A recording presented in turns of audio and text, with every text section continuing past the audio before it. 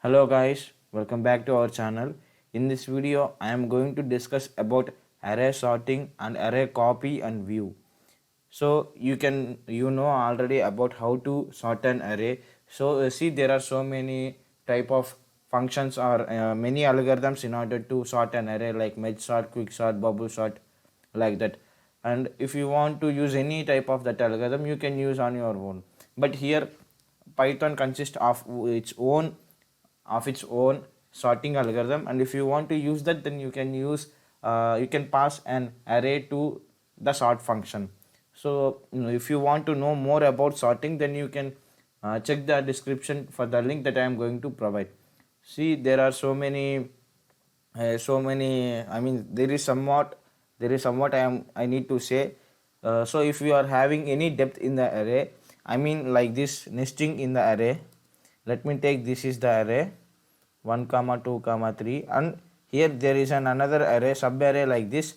And if you want to solve these type of errors, you need to sort the array, and you need to flatten the array to normal dimensions to reduce its inner depth dimensions. So in order to do that, you need to pass the parameter called access, and by default it will be equal to -1, and you need to pass the access parameter equal to 0, so that the array will be flattened and the dimensionality will be reduced. Please check the link, so that all type of that matter will be provided in that link that I am going to provide in the description.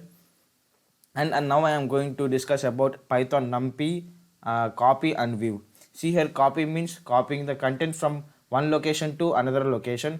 The content might be same, but the memory locations will be different. See, that is the main difference between copy and view. Whereas view is a virtualization table which acts like projecting one content at different memory locations. But if you try to modify a memory location, I mean one content in one memory location, then that change will be reflected in another location also. Let me show you. So this is a small example for Python copy and view. Import numpy in order to import the numpy module. In order to create an array, you need to take the array function.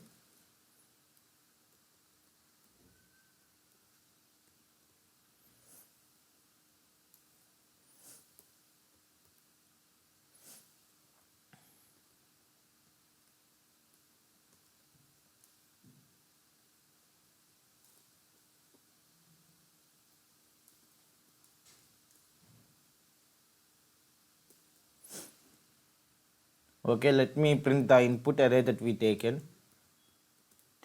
input array is x,